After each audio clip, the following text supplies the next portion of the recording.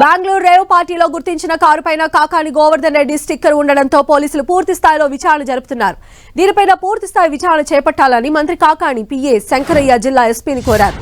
దీంతో వేదాయపాలెం పిఎస్లో కేసు నమోదైంది. ఐపీసీ సెక్షన్లు 379, 465, 471, 468, 469, 466 కింద పోలీసులు కేసు నమోదు చేశారు.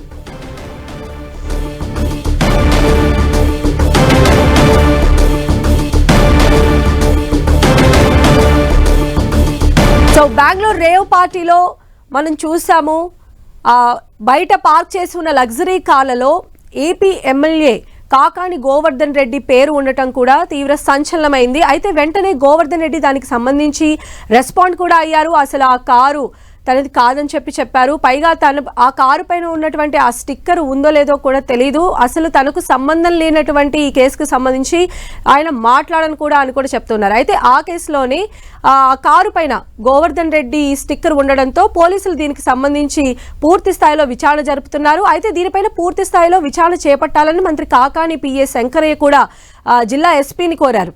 దీంతో వేదాయపాలెం పిఎస్లో కేసు నమోదు చేశారు.